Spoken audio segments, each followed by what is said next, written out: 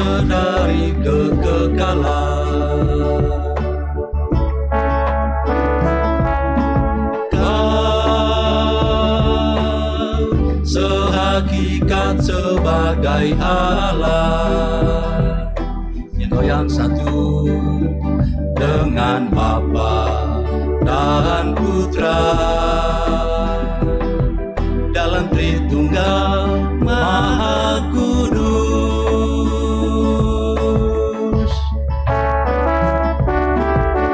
Kau angin yang ilahi,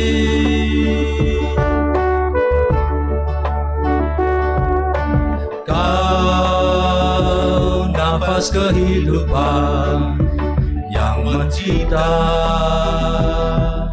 yang berkarya lewat para nabi. Oleh Kau sabda jadi manusia dalam diri perawan Nazaret Maria.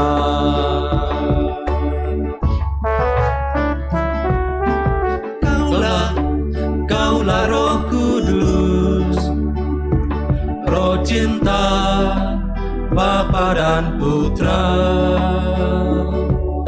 penghibur dan Roh kebenaran, pendamping gereja Kristus sepanjang masa.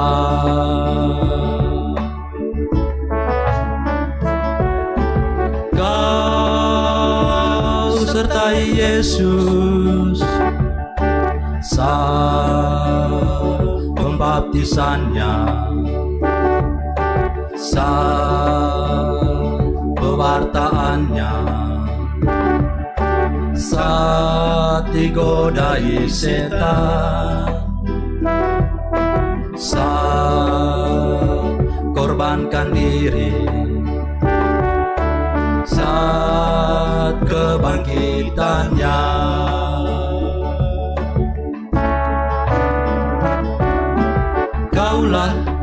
Kaulah Roh Kudus, Roh cinta Bapa dan Putra, penghibur dan Roh kebenaran, pendamping gereja Kristus sepanjang masa.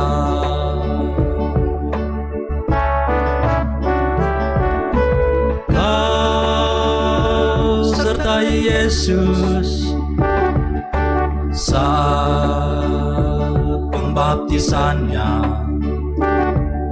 saat pewartaannya,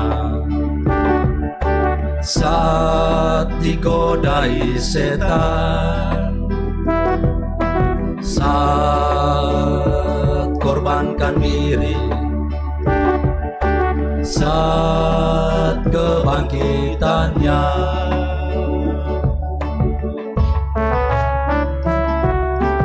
Kau sertai Yesus saat pembaptisannya, saat pewartaannya,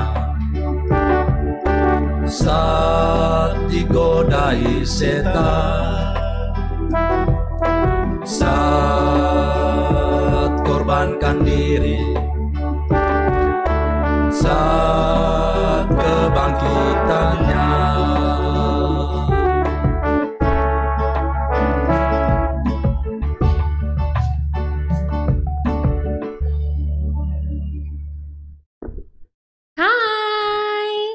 Bapak Ibu Saudara-saudara yang terkasih dan rekan-rekan guys dimanapun kamu berada. Selamat siang dan salam jumpa di YouTube channel Paroki Matraman. Terima kasih kepada para vokalis, terima kasih Romo dan juga Frater. Sebelum kita lanjut, kita awali dengan doa. Karena menurut saya yang paling ganteng Frater, minta tolong Frater pimpin doa. Romo, Bapak Ibu Saudara-saudari yang terkasih, mari kita menyiapkan hati untuk berdoa. Dalam nama Bapa dan Putra dan Roh Kudus. Amin. Ya Tuhan Bapa dalam surga, kami bersyukur kepadamu untuk segala rahmat dan berkat yang kami peroleh dan kami alami dalam hidup kami. Terutama pada hari ini, kami bersyukur kepadamu Tuhan untuk rahmat Roh Kudus yang Engkau curahkan kepada kami masing-masing. Tuhan, kami mohon sertailah Pak kami dalam seluruh perjuangan dan perjalanan hidup kami, terutama pada kesempatan ini ya Tuhan, dalam katekese, dalam cerita bersama kami sepanjang siang hari ini. Kami mohon sertailah kami dengan rahmat Roh Kudus-Mu, agar segala pembicaraan kami pada kesempatan ini dapat berguna untuk perjalanan hidup dan iman kami. Tuhan, kami mohon sertailah juga umat-Mu yang saat ini berada di rumah masing-masing dan menyaksikan katekese cerita-cerita bersama kami pada siang hari ini. Semua ini kami mohon kepadamu dengan perantaran Kristus Tuhan kami. Amin.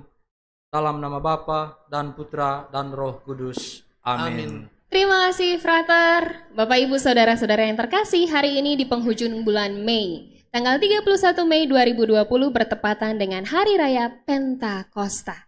Apa sih itu Pentakosta? Apa ajaran gereja soal Pentakosta dan korelasinya dalam hidup kita sehari-hari? Akan kita bahas di sini. Yuk join di live chat kita, di komentar kita di Katekese Online Cicat Katolik episode 3. Mau tepuk tangan ya silahkan.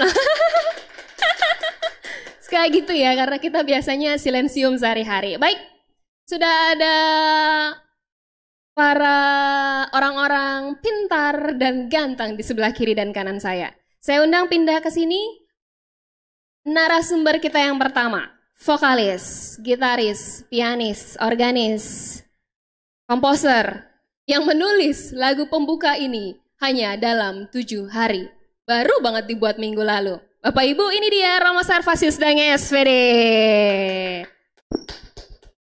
Terima kasih Romo sudah bersedia hadir. Dan pindah ke sebelah kiri saya. Ini saya butuh contekannya agak panjang nih. Orang yang familiar di paroki kita. Aktivis yang juga dikenal. Wait a minute. Terima kasih Koko Rizal Rosano selaku sahabat SPD. Mau kenalin jabatannya tapi panjang ya. Udahlah, sahabat SPD aja. Makasih Koko Rizal.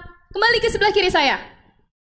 Aktivis paroki, dosen, vokal coach, penulis buku, pengurus Komisi Kateketikus Kepanan Agung Jakarta, dan sekarang bekerja sebagai penyelenggara Katolik Kota Jakarta Utara Kementerian Agama. Semoga saya nggak kebalik. Ini dia saudara-saudara Bapak Pankrasius Niksan. Hai. Halo, selamat siang Bapak Ibu dan saudara-saudara yang terkasih. Nungguin ya. Kak Pan, biasa dipanggil begitu ya? Yap. Kak Pankrasius, bukan Kak Pankreas. Tapi nanti diklarifikasinya. Terima kasih iklan yang barusan lewat, mobil-mobil itu. Saya pindah ke sebelah kanan. Pastor. Halo. Baju baru ya? Ya, ini jarang dipakai nih. Kesempatan istimewa dipakai. Khusus Katekese Online. Iya, betul sekali. Iya, karena mau jadi artis jadi dipakai bajunya. Ini batik ya, Mo? Iya, batik ini ya. Soalnya ini dari umat sih. Sebenarnya hidup seorang imam ini kan hanya berkat dan hadiah dari umat. Gitu ya. CURHAT. Ini batik apa, Mo? Karena bukan kayak batik yang biasanya kita lihat di sekolahan. Saya kurang tahu ya. Nah, kalau Anda tahu jawabannya, isi di live chat kita ya. Baik, Romo Servas. Tadi kalau saya tidak salah ingat ada kata-katanya di lagu itu, Kaulah Roh Kudus, Roh Cinta Allah.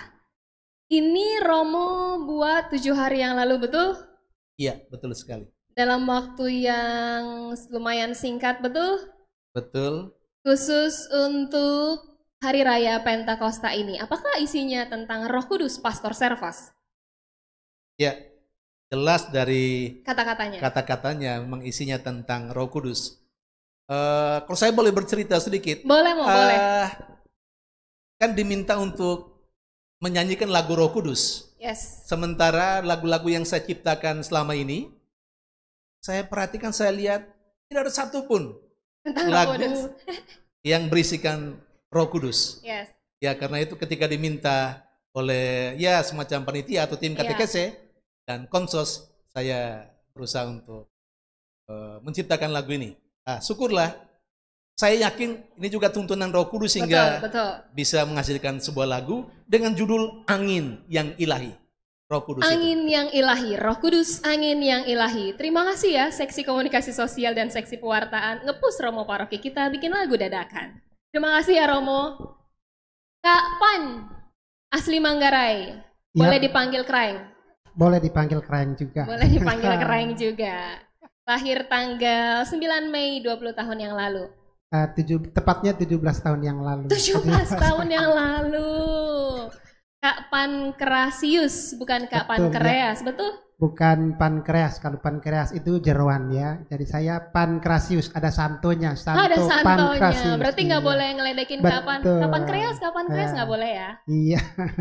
Tapi kadang orang panggil susah, nama Pankrasius itu susah. Kadang ada orang, Pak Pankreas begitu.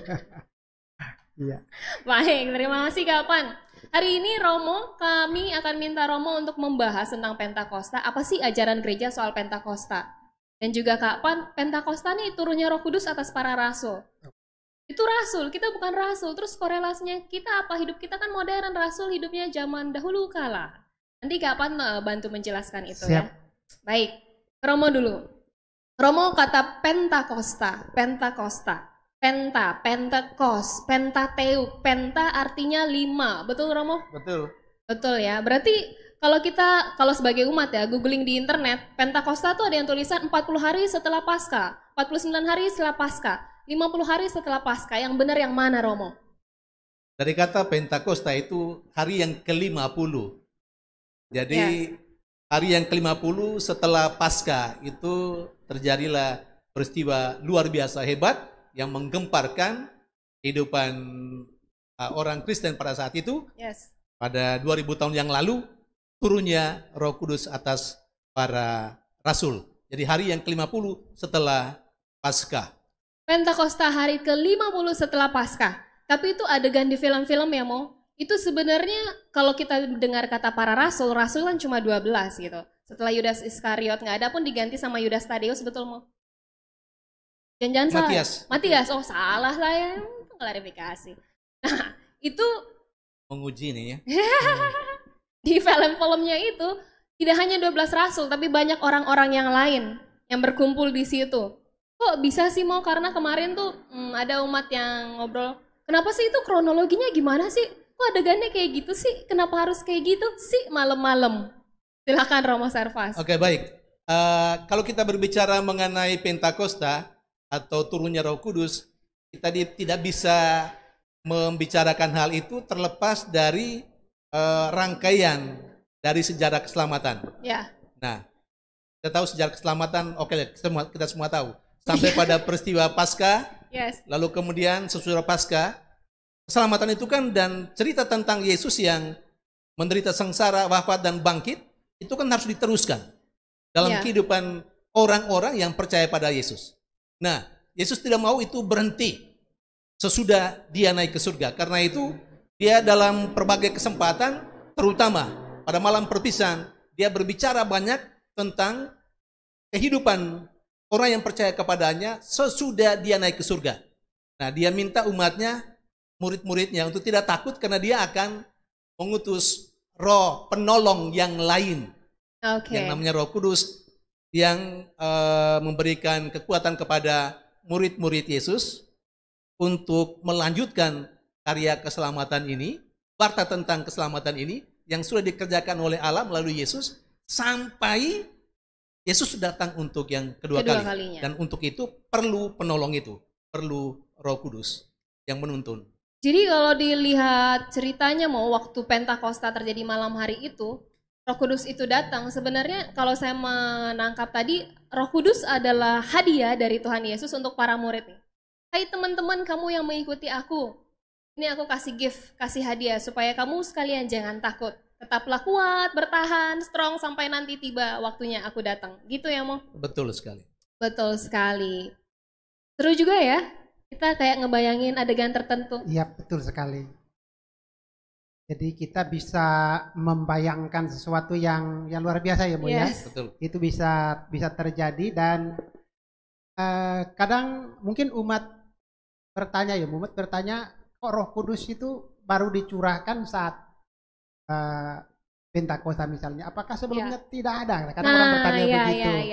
Nah, sebenarnya Roh Kudus itu sudah ada sejak awal ciptaan karena dia adalah salah satu dari pribadi Allah Tritunggal. Jadi seperti kalau misalnya kita melihat di dalam kitab Kejadian bahwa Roh Allah itu melayang-layang di atas air. Itu. Kemudian juga kadang mungkin kalau kita melihat di kitab Yesaya di situ ada 7 karunia dan itu yang seringkali yang kita sebut dengan sabta karunia Roh Kudus. Ya, 7 karunia. Lalu nanti itu akan sedikit berubah di ajaran Paulus, saya kira gitu ya Romo ya. Dan kalau saya tidak salah memang di dalam kitab suci tadi menyambung apa yang dikatakan oleh Romo bahwa ini adalah karya Allah, karya satu kesatuan. Dan kalau di dalam katekismus gereja Katolik bisa dikatakan bahwa setelah Yesus menyelesaikan karyanya ya dalam tugas perutusan Allah, begitu dia selesai lalu karya ini dilanjutkan oleh Roh Kudus. Maka tadi saya sangat setuju sekali dan benar apa yang dikatakan oleh Romo Servas bahwa memang ini adalah karya Allah satu kesatuan ya Romo, dan tidak bisa terpisahkan dengan karya-karya Yesus sebelumnya. Seperti itu ya Dek. Wah, luar biasa. Gini nih, kalau bintang tamu kita pembicara kelas berat, baru mulai udah berat rasanya. Seru kan? Masih banyak nih yang bisa kita bahas. Bapak Ibu jangan lupa join, gabung, kasih pertanyaan, kasih komentar di live chat kita di YouTube channel Paroki Matraman. Baik, kita pindah ke yang berikutnya. Sesi pertanyaannya gampang-gampang aja, tapi kayaknya jawabannya susah-susah buat dihafal ya. Kalau kita lihat semua ilustrasi tentang Pentakosta, Romo dan juga Kak Pan.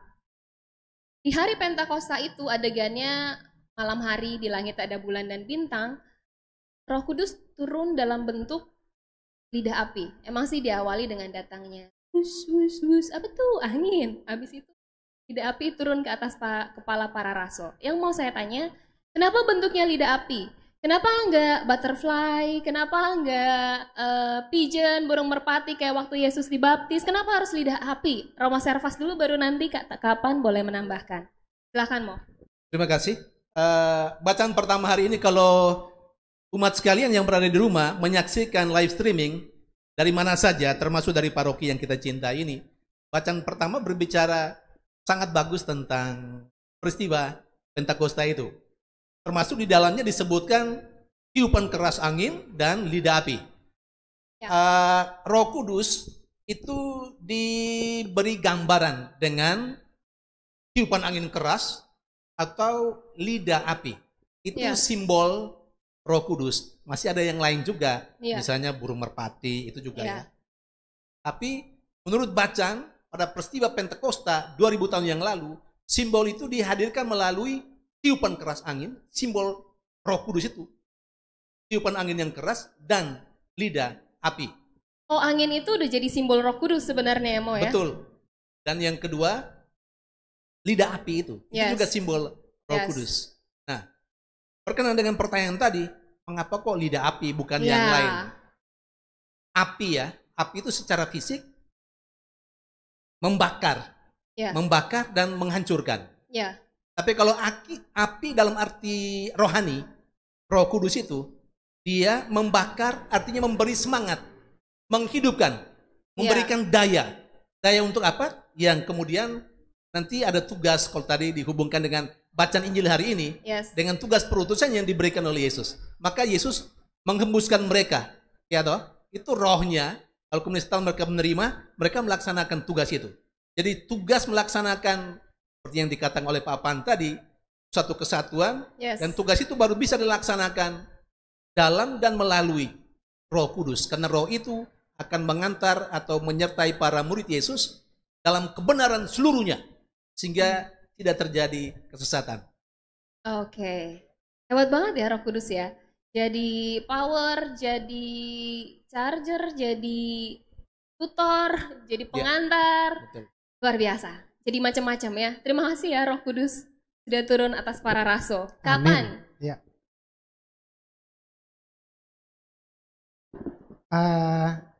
Saya menyambung tadi. Iya, menyambung yang tadi. Iya, saya pikir ada pertanyaan khusus. Belum. Nah, saya kembali lagi ke katekismus, ya, karena saya ini katekis ya Bu ya. Ya, kembali ke katekismus Gereja Katolik. Kalau saya tidak salah itu nomor 703. Mungkin nanti Romo bisa koreksi ya. Karena dari segi itu kalau di dalam gereja ini kami ini harus tunduk kepada hierarki. Jadi kalau ada yang salah, nah hierarki sebagian berhak kecil, untuk besar, ya? meluruskan dan membenarkan. Nah, di dalam Katekismus Gereja Katolik nomor 703 itu secara tertulis di situ dijelaskan sebenarnya ada 3 tugas atau fungsi dari Roh Kudus itu. Yang pertama itu dia adalah pemimpin, jadi dia memimpin kemana dia? Memimpin kepada kebenaran. Maka kalau orang yang dipimpin oleh Roh Kudus dia akan melahirkan kebenaran.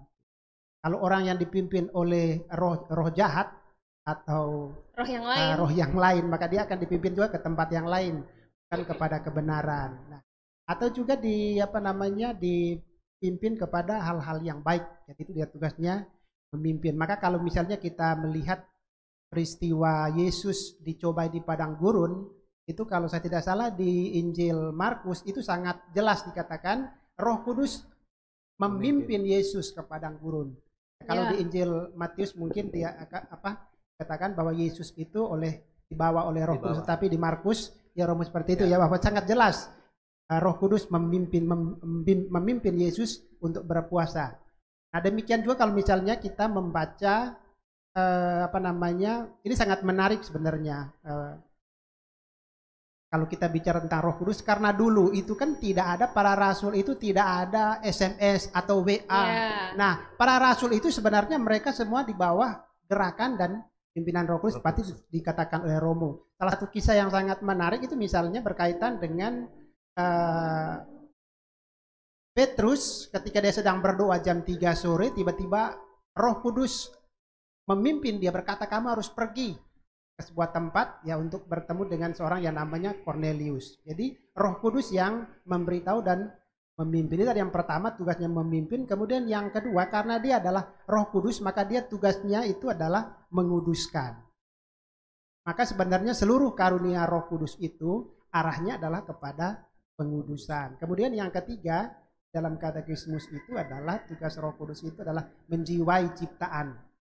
Jiwa ciptaan karena dia adalah Allah, hakikat dengan Bapa dan Putra. Jadi menjiwai, menyemangati seperti tadi katakan oleh Romo. Luar biasa. 3 peran Roh Kudus menurut katekismus nomor 703. Memimpin, menguduskan dan menjiwai. Luar biasa, ini bisa digarisbawahi. Ini udah pelajaran sekolah dan persiapan baptis. Baik. Romo Servas dan juga Kak Pan, ini menarik ya pertanyaannya. Menarik pembahasannya, dari pertanyaan kecil kita bisa membahas jauh sekali. Nah, itu yang kita lihat dari terjadinya Pentakosta. Nah, Romo tadi memang Kak Pan sudah menyinggung soal ajaran sosial gereja, katekismus. Apakah ada ajaran lain gereja secara khusus untuk Pentakosta atau terkait dengan Roh Kudus untuk umat sekalian? Ataukah ada dogma-dogma tertentu yang kita sebagai umat Kristiani, Katolik khususnya, perlu tahu tentang Roh Kudus? Baik, kalau ditanyakan hal seperti itu, yang pertama yang perlu kita ketahui, walaupun sudah tahu, kita diingatkan kembali untuk tidak pernah lupa.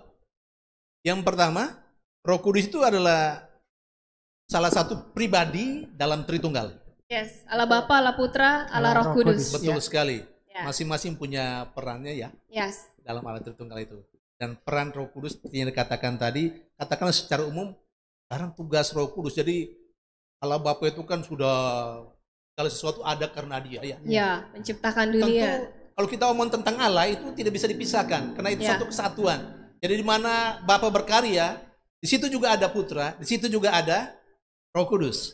Tadi kisah penciptaan misalnya, kisah penciptaan Bapa yang berkarya, Allah tapi Bapa dengan sabda. Yes. Tapi juga rohnya melayang-layang. Itu jadi ini prinsip supaya kita jangan pernah memisahkan Ya. Karena itu semua dalam satu kesatuan. 3 pribadi, 1 ilahi. Kemana-mana, di mana-mana itu 3 hal yang selalu ada bersama. Tidak pernah ini. Ya, nah, saya mengajak kita untuk supaya kita mempunyai wawasan lebih luas lagi tentang, mungkin Papa nanti bisa menambah. Di dalam kitab suci misalnya ya, kalau tentang sumber utama itu kan kitab suci. KGK, tahu tuh artinya? Katekismus Gereja Katolik. Katekismus Gereja Katolik itu, kalau menurut saya, semua pembahasan yang ada di dalamnya berangkat dari kitab suci. Jadi kalau omong tentang sumber iman kita ya pertama-tama kitab suci dan magisterium gereja. Ya. Magisterium gereja, apa itu? Ya, itu kuasa mengajar di dalam gereja. Ya, para paus itu kaitannya dengan hierarki gereja ya. Iya, betul. Mereka punya kewenangan untuk itu. Dan itu pun sekali lagi mereka hanya, katakanlah bagi saya, itu hanya corong yang membuat apa yang dikatakan dalam kitab suci itu menjadi lebih operasional. Ya. Maka ketentuan-ketentuan atau termasuk dogma itu kan magisterium gereja. Tapi itu berangkat dari apa yang direfleksikan dari sumber utama kitab suci. Nah, tujuannya supaya kitab suci ini lebih mudah kita aplikasikan dalam betul hidup sekali. sehari-hari. Selain itu juga kitab suci ini kan supaya dipahami secara sangat luas. Yes. Tidak saja yang sekedar tertulis. Karena ada banyak hal yang tidak tertulis. Yang kita hidupi dalam ini. Atau tradisi gereja itu ya, masuk dalam magisterium gereja. Lalu, kemudian ada juga yang namanya karunia-karunia Roh Kudus. Nah, kita selama 9 hari memohon karunia Roh Kudus. Kita semua tahu tuh orang Katolik, tahu toh? Ada berapa karunia? Sudah, kalau tidak tahu nanti tanyakan saja. Apa? Melalui live chat. Tanyakan saja. Lalu kemudian ada juga yang disebut dengan buah-buah roh. Buah-buah roh. Atau ada juga disebut dengan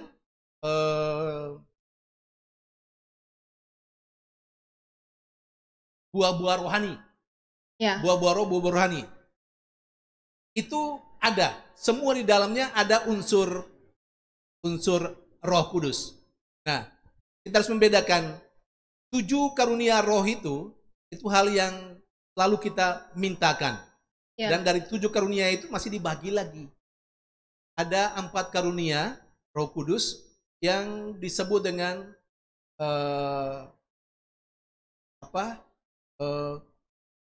yang sangat mendukung kebajikan pokok, kebajikan manusia, kebajikan moral. Mau tahu? Mau tahu. Mau. Daripada baca buku mau. Nanti kalau saya salah ada papan. Ada mau. Penyelenggara agama. Yang pertama itu karunia kebijaksanaan. Atau hikmat. Kebijaksanaan. Lalu kemudian karunia pengertian. Lalu kemudian karunia nasihat. Dan karunia pengenalan, takut akan Allah. Itu kayak ketaatan ya, Mo? Takut akan Allah, ketaatan. Sama atau beda? Ya, kita akhirnya menjadi taat karena kita takut akan Allah. Tapi takut dalam arti bukan karena takut dihukum. Takut karena saya mencintai. Karena saya mencintai seseorang, maka saya menjadi taat. Ya. Itu yang dimengerti dengan takut akan Tuhan. Jadi karena cinta saya pada Tuhan, juga pada sesama, saya mesti melakukan apa yang disenangi dan disukai oleh orang yang saya cintai. Itu takut dalam arti itu. Lalu kemudian kalau hikmat memang itu poin yang paling tinggi. Hikmat itu sesuatu yang menjadi puncak dari 7 karunia itu adalah kebijaksanaan. Hanya memang kalau kita lihat proses urutannya harusnya mulai dari takut akan Allah. Ya. Tapi puncak dari 7 karunia itu ada pada yang namanya kebijaksanaan. hikmat kebijaksanaan. Nah, ketika orang menjadi hikmat dan bijaksanaan, dia menjadi seperti Allah itu. Semua bisa mempertimbangkan banyak hal, tidak ada yang tidak bagus di dalamnya. Oke. Lalu kemudian nasihat. Nah, orang kalau sudah takut pada Tuhan, dia menjadi dekat dengan Tuhan, dia menjadi mengerti pengertian tadi, pengertian akan Allah tentang kebenaran.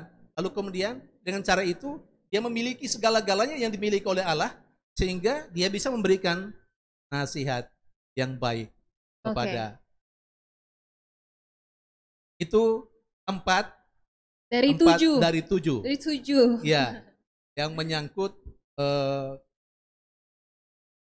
roh, karunia roh yang mendukung atau mensupport kebajikan pokok, atau kebajikan manusiawi atau kebajikan moral. Baik, Romo Servas. Lalu ada juga kebajikan banyak banget sebenarnya ya. Kalau kebajikan ilahi itu ya kita sudah tahu itu toh, iman, pengharapan dan kasih. Tidak usah disebut, itu sudah dihafal mati oleh semua umat. Baik. Terima kasih Romo. Tadi ada 4 dan 3 ya. 4 dan 3. Totalnya 7. Nah sekarang kita pindah ke Kak Pan. Ini seru banget, kalau mau dibahas satu-satu sebenarnya juga masih bisa ya Mo ya? Bisa sekali. Kita pindah ke Kak Pan.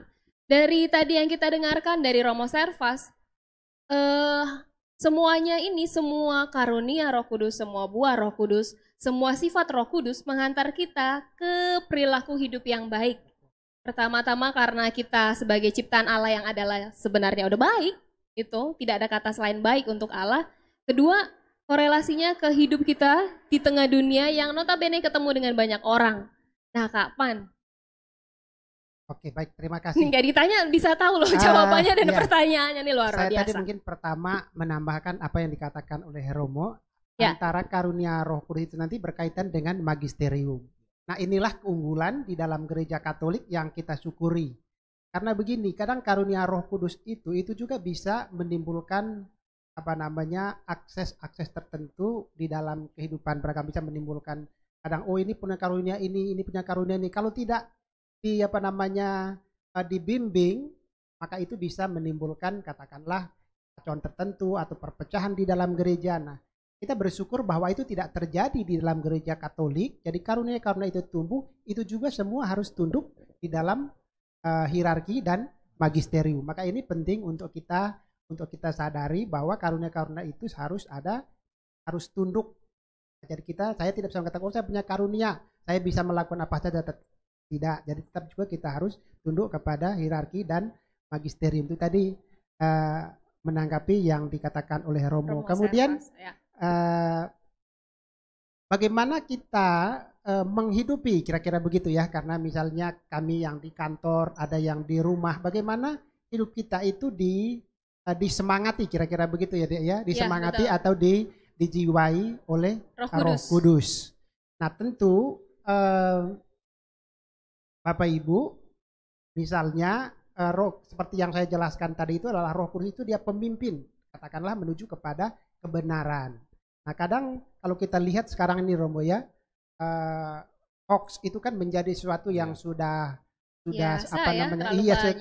banyak terjadi. Nah kadang kita juga menjadi bagian dari hoax itu, menjadi penyebar atau kopas. Jadi tanpa kita sadari kita menyebarkan sesuatu yang bukan kebenaran tetapi sesuatu yang menimbulkan kekacauan. Maka itu sebenarnya menurut hemat saya itu salah satu bagaimana kita hidup dalam semangat atau dalam penjiwaan Roh Kudus, sehingga kita pun di dalam kita berkarya atau memposting sesuatu, kita sungguh-sungguh mengerti bahwa apa yang kita posting itu tidak menimbulkan ketakutan atau kecemasan bagi orang lain. Misalnya kalau sekarang itu ya banyak juga yang mengalami kesusahan dari pandemi yang kita alami. Nah, bagaimana kita di dalam tuntunan Roh Kudus itu justru membantu orang untuk mereka tadi kan di situ juga di salah satu syair dari lagu itu penghibur ya Romo ya. Jadi bagaimana kita juga memberikan penghiburan kepada sesama kita sebagai bagian dari karunia Roh Kudus itu kepada kita. Oke, baik Kak Pan. Rupanya perbuatan kecil kita pun yang kita anggap sepele atau tanpa kita sadari langsung kita lakukan perlu kita sortir. Iya betul. Apakah perbuatan saya yang kecil maupun yang besar ini betul. Udah masuk perbuatan akan berdampak baik. Gitu, berdampak baik atau buruk untuk orang lain. Berarti sebagai umat Kristiani kita punya satu kelebihan bahwa kita punya filter, kita punya bisa dibilang semacam alat sortir yang jadi modal kita adalah buah-buah Roh Kudus. Iya, kalau kita kenal dan Roh Kudus, kita menghidupi Roh Kudus, maka itu otomatis akan menuntun kita ke perilaku hidup baik. Amin, saudara-saudara. Amin. Nah, tadi kapan udah menyinggung sedikit soal konteks sekarang pandemi COVID-19. Iya. Ini ada pertanyaan menarik dari saudari kita, Ketua Bina Iman Anak di Paroki Santo Yosef Matraman. Saya bacakan di live chatnya. Hey guys, BTW sekarang tiba waktunya untuk membacakan pertanyaan-pertanyaan di live chat. Kalau Anda belum sempat mengisi pertanyaan silahkan diisi. Jangan lupa krunya kasih timer ya, nanti kita sampai maghrib loh. Pertanyaan dari Karina Inggleton. Sebagai berikut Romo dan juga Kak Pan.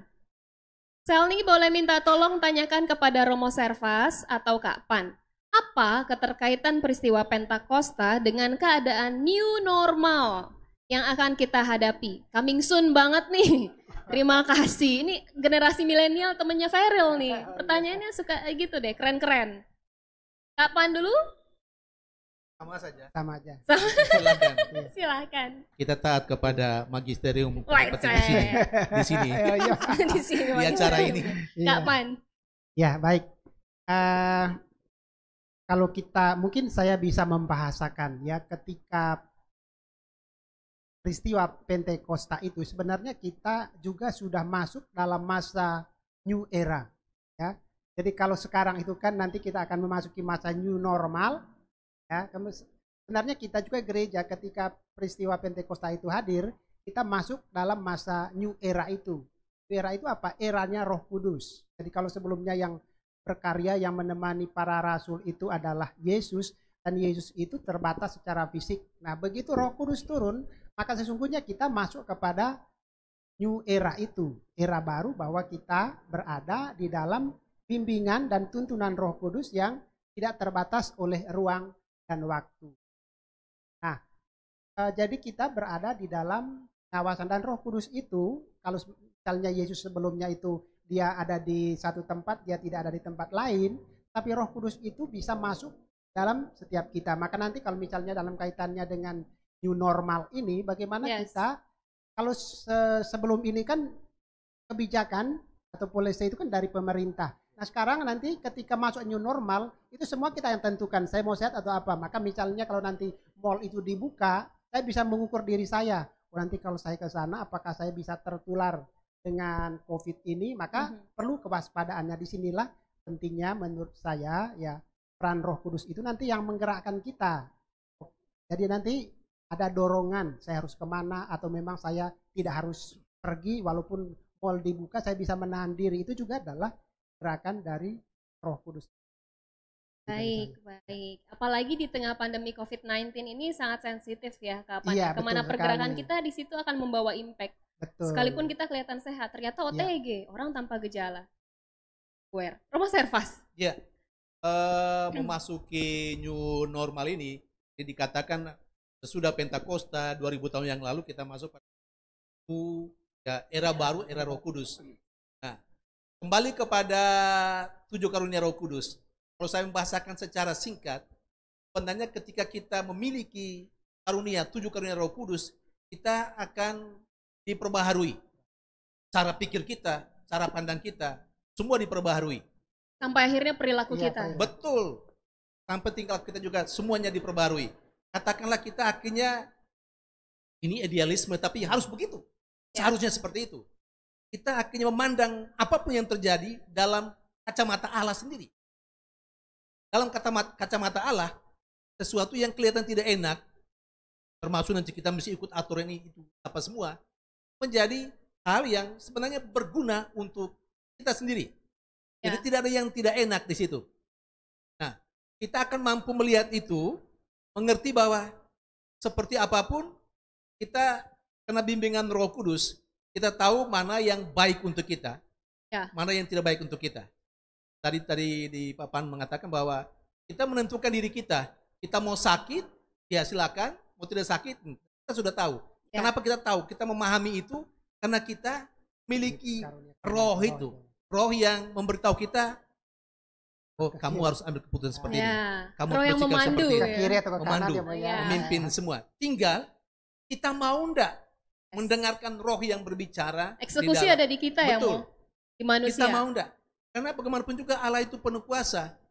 Kalau kita tidak mau, karena keselamatan itu sebenarnya menurut saya itu bergantung pada kita, karena tapi Allah menawarkan keselamatan itu. Tapi kau mau masuk surga atau neraka, pilihanmu. Karena manusia punya free will. Betul. Ini seru juga kalau dibahas ya. Pilihanmu sendiri, bukan Allah menyiapkan yang baik, tapi kamu masuk surga atau tidak itu pilihanmu. Kembali pada tadi, mau new normal ini kan kita kan diminta oleh pemerintah supaya kita bisa bekerja sekalipun dalam situasi seperti ini, tapi bekerja sekian sampai kita tidak menderita karena itu, dan kita tidak membuat orang lain menderita karena kita. Macam begitu. Dan ini bagi orang yang, sekali lagi, kembali kepada orang yang sudah memiliki ketujuh karunia Roh Kudus, dia punya pemahaman tentang itu. Dia tidak perlu takut. Dia akan melaksanakan itu, kan dia tahu bahwa ini semua penting untuk keselamatan dirinya dan juga keselamatan orang lain. Berarti di waktu yang bersamaan orang yang sudah dipimpin Roh Kudus, diarahkan Roh Kudus, tidak hanya memikirkan dirinya sendiri tapi juga orang lain. Baik banget orang itu ya. Betul. Semoga kita semua juga jadi baik. Baiklah. Teman-teman, berapa puluh jam lagi? Wah, tinggal sebentar lagi. Baiklah, saya lanjutkan ke pertanyaan di live chat selanjutnya ya, Kak Pan dan juga Romo Servas. Ini pertanyaan dari Ros Karel. Pertanyaan untuk Romo Servasius.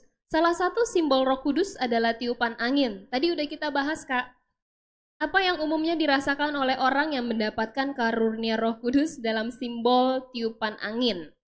Sedikit sharing dari Kak Ros Karel, pernah merasakan sukacita, kedamaian hati, ketenangan yang luar biasa ketika merasakan tiupan angin yang cukup kencang. Ini pertanyaan Kak Ros Karel, kayak gitu nggak sih mau rasanya dapat tiupan angin yang adalah Roh Kudus? Tidak semua orang bisa merasakan tiupan angin. Itu perlu ada latihan, ada kebiasaan orang untuk mendengarkan. Karena tiupan roh itu, Roh Kudus itu dilambangkan dengan angin, bisa angin yang halus sekali, dan bisa angin yang kencang seperti yang terjadi 2000 tahun yang lalu dalam bacaan pertama. Itu angin kencang sehingga semua orang kaget. Tapi juga ada angin yang ini. Nah, untuk angin yang halus ini perlu kepekaan, ketajaman rohani seorang manusia untuk bisa menangkap bahwa itu tiupan atau angin yang ilahi itu tiupan Roh Kudus. Dan ketika orang memperoleh itu, yang ada pada dia hanya sukacita. Betul itu. Saya pernah dalam tim dengan karismatik. Ya mungkin teman-teman tahu ya, di karismatik itu ada yang namanya resting in the spirit ya. Itu mengalami sukacita yang tidak pernah dirasakan sebelumnya. Nah, bagi saya ini karya buah dari karya Roh Kudus bagi orang-orang tertentu. Dan rasa damai itu tidak saja karena tidak punya persoalan. Dalam keadaan yang terhimpit pun rasa damai tetap ada. Karena damai dari roh ini damai tidak dibatasi oleh atau tidak dibatasi oleh pengalaman seperti apa. Kalau manusia itu kan yang kita bilang damai itu kan tidak punya persoalan. Semua aman. Itu kan tolak ukur kita manusiawi ya. Nah, untuk orang yang mendapatkan tiupan roh, rasa damai itu dalam segala situasi. Kedamaian tetap ada. Lalu ada sukacita, demikian juga sukacita ya. Tidak saja sukacita berarti hal yang enak-enak saja, yang menggembirakan, tapi pada saat dia mengalami yang tidak enak pun selalu ada sukacita. Nah, rasa yang seperti itu pasti dari Roh Kudus, bukan dari manusia. Tapi kuncinya kita harus punya kepekaan, sensitivitasan untuk merasakan itu. Hadiran Roh Kudus. Baik, terima kasih Romo Servas. Ini untuk pertanyaan yang terakhir nih Kapan, karena tadi sudah menyinggung tentang roh. Dari kemarin ada beberapa pertanyaan masuk bilang begini, Roh Kudus punya bahasa roh. bener atau enggak sih bahasa roh itu apa sih? Terus bahasanya kayak apa? Bahasa Inggris, bahasa Prancis, bahasa Jawa, bahasa apa gitu? Sejauh yang saya ketahui tentang bahasa roh ini, ya, sebenarnya kalau kita melihat sendiri di peristiwa Pentakosta ya Romo ya, bagaimana para rasul itu berbicara dengan bahasa roh itu dan itu bisa dimengerti. Kalau saya sederhana, misalnya saya kasih contoh begini, misalnya dalam pertemuan pemimpin negara, itu kan kadang mereka bahasanya beda-beda, dan mereka tidak semuanya bisa bahasa Inggris. Maka setiap kepala negara itu biasanya dikasih alat penerjemah ya, Jadi misalnya Presiden Prancis bicara bahasa Prancis, Pak Jokowi yang bahasa Indonesia bisa mengerti, oh dia bisa seperti ini. Nah itulah hebatnya peristiwa Pentakosta ini, bagaimana para rasul itu berbicara dan orang yang mendengar itu seperti mereka punya penerjemahnya sendiri dan mereka langsung mengerti. Orang Elam, orang Arab dan lain sebagainya, Median itu ya, ya. Dan itu sebenarnya yang luar biasa dari peristiwa Pentakosta itu sendiri. Nah kemudian kita beralih setelah peristiwa Pentakosta ini, lalu di dalam surat Paulus itu, salah bab 1 Korintus 14 ya Romo ya, tentang karunia-karunia Roh Kudus. Memang di situ dikatakan karunia Roh Kudus itu adalah karunia untuk doa pribadi. Dan Paulus sendiri mengatakan, saya berdoa dengan roh saya, tetapi saya juga berdoa dengan akal budi saya. Jadi kita bisa berdoa dengan dengan roh kita, juga dengan akal budi. Nah, kemudian juga dalam penjelasan Rasul Paulus dikatakan bahwa memang kalau di dalam pertemuan jemaat ada bahasa roh yang memang harus diterjemahkan. Jadi maka ada karunia bahasa roh dan ada karunia untuk menafsirkannya. Nah kalau dalam pertemuan seperti bahasa Paulus, baiknya kita jangan mempergunakan bahasa roh itu kalau tidak ada yang menerjemahkannya supaya orang tidak bingung atau ini bahasa apaan. Ya kan, jangan salah juga. Jadi sebenarnya ketika Roh Kudus itu turun, kalau kita baca teksnya hari ini ya Romo ya, sebenarnya kan ada orang nyinyir juga, ada orang nyindir. Nah, itu mereka mabuk anggur, ya kan, nah, seperti itu. Nah kadang misalnya orang bahasa roh itu mereka pikir mungkin dia mabuk anggur itu karena tidak mengertian saja. Nah secara perlahan-lahan nanti kita bisa mengerti. Nah kadang ada bahasa yang sulit untuk kita mengerti. Misalnya saya ambil contoh ya, melihat satu pemandangan atau lukisan, kita nggak bisa mengatakan atau wow atau cuman begitu doang, itu nggak ada artinya. Atau kita menggendong bayi, neng dong, itu banyak ketawa dengan bahasa kita seperti itu. Nah bahasa roh itu bisa seperti itu. Hanya yang mengerti itu adalah roh Allah. Itu luar biasa. Itu soal bahasa roh. Iya. Romo Servas ada tambahan terkait bahasa roh. Memberikan satu dua penegasan lagi. Bacaan hari ini yang cerita tentang peristiwa Pentakosta itu tidak berbicara tentang bahasa roh. Ya. Bahasa roh yang dimengerti dan yang dipakai oleh kelompok-kelompok karismatik. Itu lain sama sekali. Lain sama sekali. Lain sama sekali. Okay. Itu dikaruniakan kepada para murid bahasa, karunia bahasa, sehingga apa yang mereka katakan bisa dimengerti. Tadi sudah diberi gambar yang sangat bagus dengan penerjemah itu. Jadi orang ngomong dengan bahasanya, tapi mereka mengerti dengan bahasa. Jadi mereka dapat pengertian sebenarnya. Betul. Saat itu ya. Jadi ya. Iya. Nah itu kan luar biasa sekali. Jadi orang dari mana-mana, saya ngomong dengan bahasa saya, tapi roh itu membuat orang-orang itu mengerti apa yang saya ngomong dengan bahasa saya. Itu bahasa roh. Bukan. Itu karunia. Itu karunia berbahasa. Karunia berbahasa dari peristiwa Pentakosta itu. Dan itu yang dikatakan dalam bacaan pertama tadi. Lain dengan bahasa roh. Bahasa roh itu bahasa yang bergumam begitu, yang tidak ada seorang pun yang dikatakan, tidak ada yang mengerti. Hanya Allah sendiri yang mengerti. Nah, karena itu orang diminta, orang yang punya karunia, karena ada juga, kita harus mengakui, ada juga orang yang diberi karunia untuk berbahasa roh. Dia sendiri juga tidak mengerti. Iya. Tapi ada orang-orang yang diberi karunia untuk bisa mengerti. Tapi sejauh yang saya tahu selama ini, rasanya belum ada itu. Rasanya belum ada orang yang diberi karunia untuk menafsirkan bahasa roh. Belum ada. Belum ada. Karena itu, maka benar, Paulus menganjurkan, gereja menganjurkan, bahasa roh itu dipakai untuk diri sendiri. Bukan untuk umum. Bukan untuk umum. Dipakai. Jadi selama belum ada orang yang diberi karunia untuk bisa menafsirkan, mengerti bahasa roh, jangan pakai pada kelompok umum. Sorry, saya beri catatan untuk umat kita di sini. Terkadang orang meminta supaya di gereja itu dipakai, dibuat bisa komunitas, bisa gaya karismatis begitu. Itu jangan, tidak boleh. Karena liturgi kita ada liturgi sendiri yang lain dari liturgi yang dipakai untuk ini. Karena nanti orang berbahasa roh dan tidak boleh.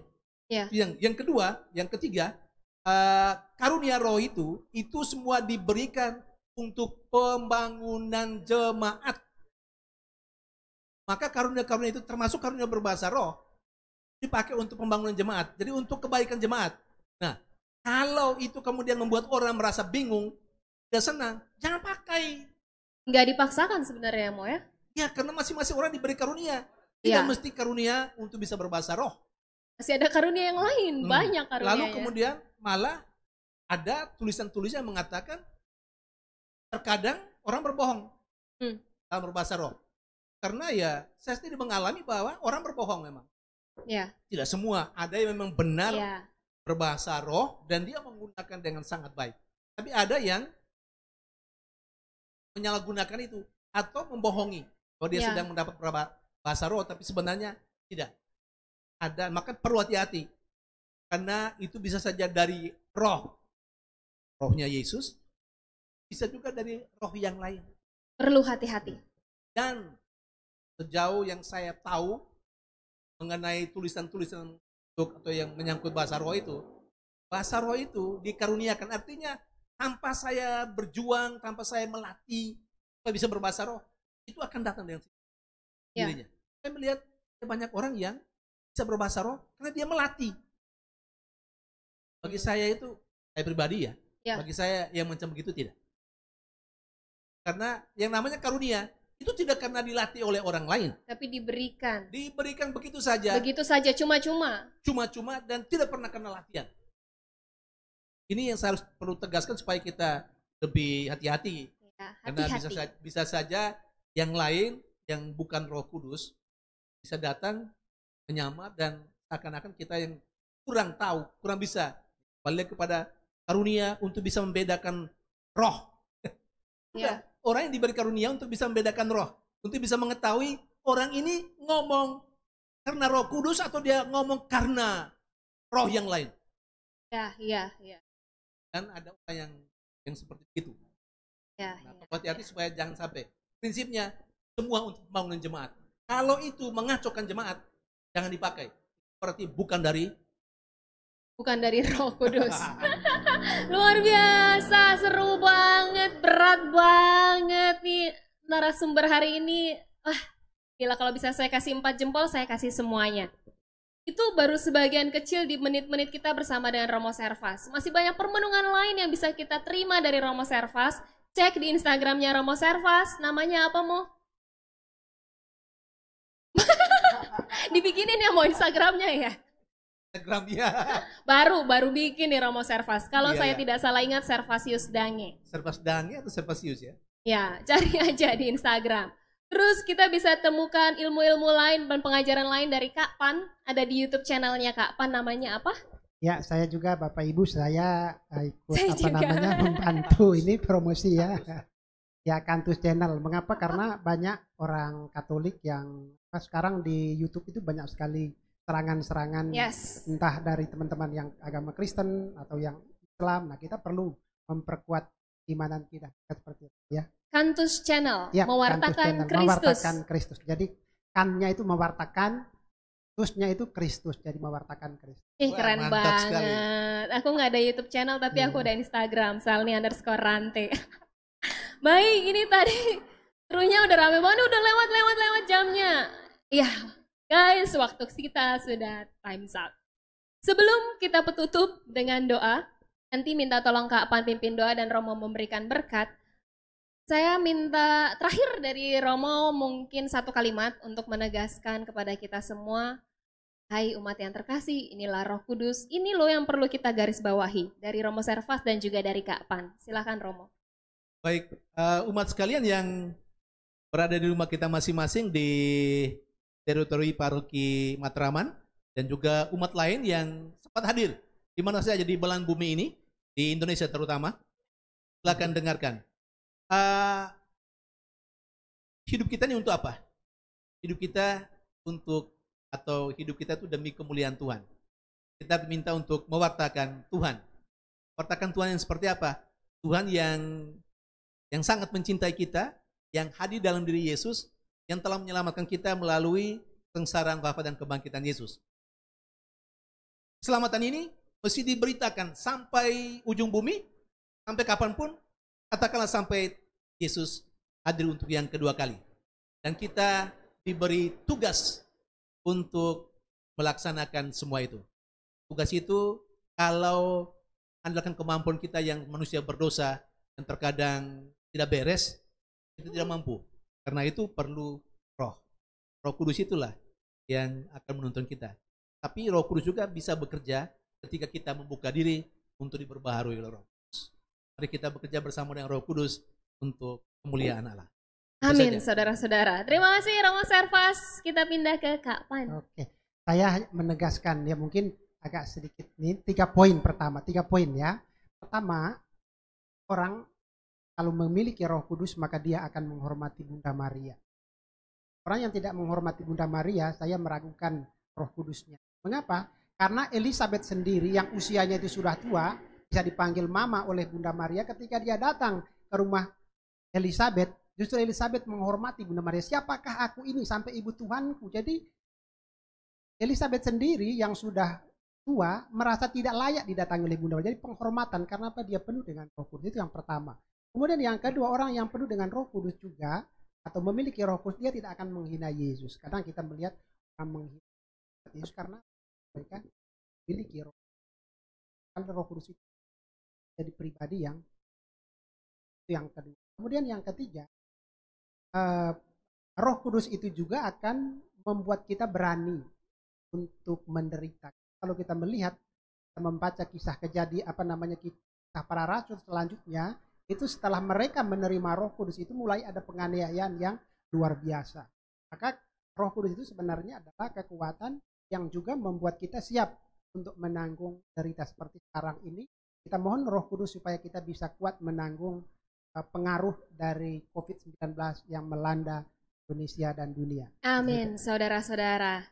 Baik, seru banget kan? Dan masih banyak pengajaran-pengajaran katekese menarik dan seru lainnya di katekese online episode-episode berikutnya. Silahkan ditunggu komentarnya, isi di kolom komen. Bahas ini dong katekese online. Tapi jangan lupa like dan subscribe. Itu gratis. Baik, tadi kita sudah cara panjang lebar ya. Gila berat juga duduk di tengah. Dan juga sudah dibuka dengan doa oleh Frater. Ngomong-ngomong tadi Frater kemana ya Romo? Sudah dibawa oleh Roh Kudus. Dibawa Roh Kudus, luar biasa. Roh Kudus itu powerful lah.